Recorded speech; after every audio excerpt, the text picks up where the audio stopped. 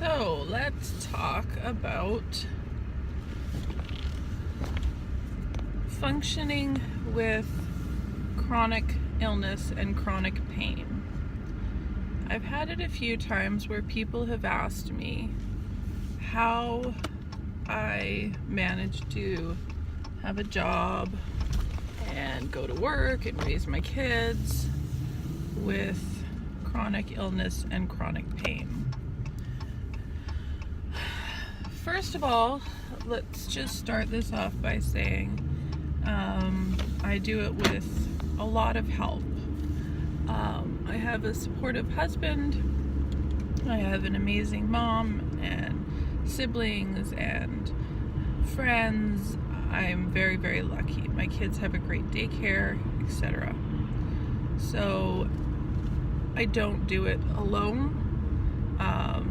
Asking for help is the only way to get through this. If you don't ask for help, having people who know when you need it is also crucial.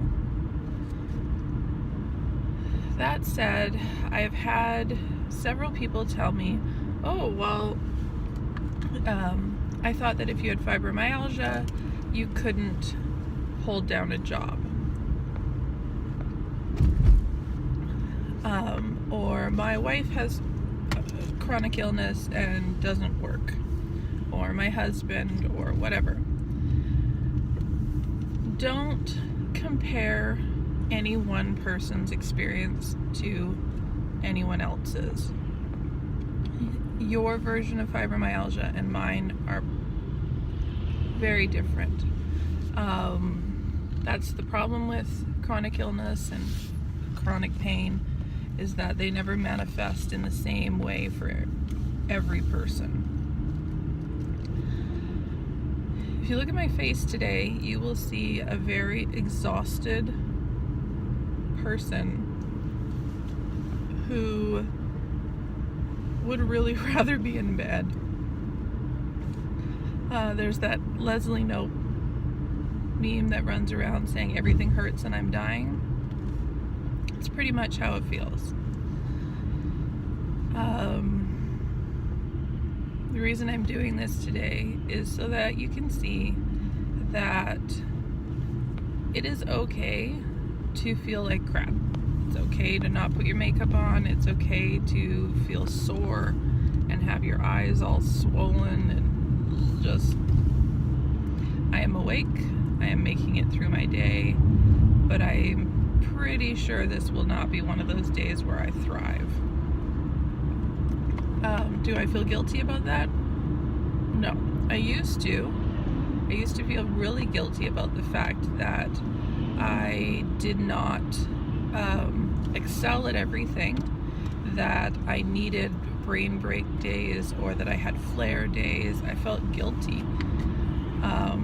But I don't anymore, because it is what it is. And honestly, you guys, guilt is a huge waste of an emotion. It's so ridiculous. And to feel guilty over something you literally have no control over, how does that make any sense? If you're gonna feel guilty about something, at least use it on something that you should have done but didn't, that you actually could control.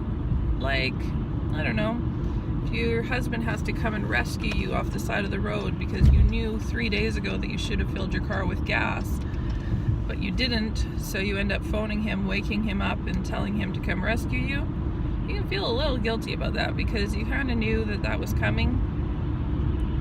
But something you can't do anything about, there's no reason for it. Like, feeling guilty is stupid.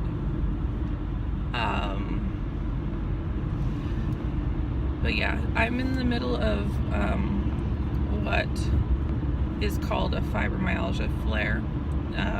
What it means is that my pain and exhaustion and symptoms have flared up due to stress and lack of sleep and trying to burn the candles on not just both ends but a little bit down the center as well.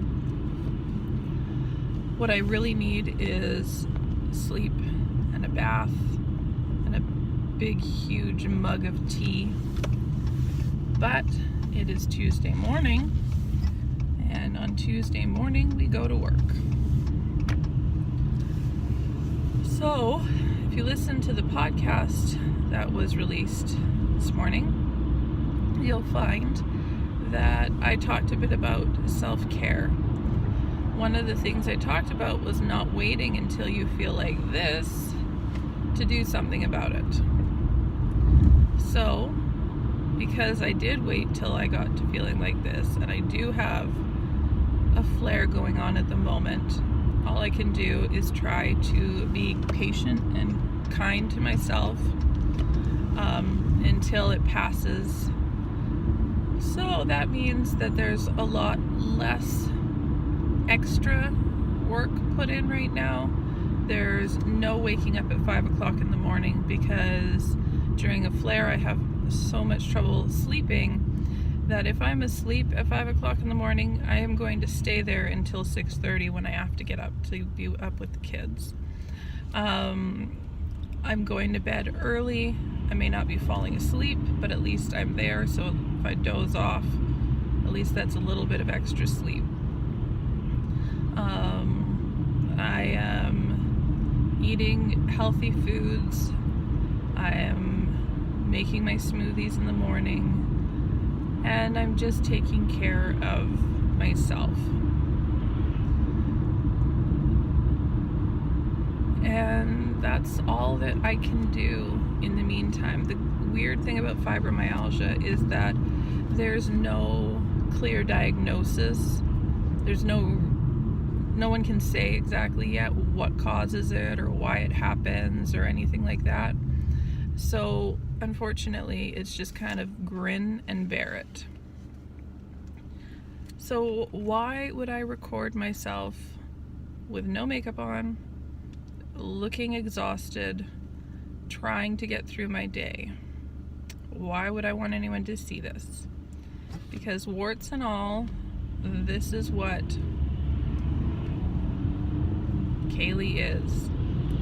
This is what it means to live with chronic pain and chronic illness and mental health problems.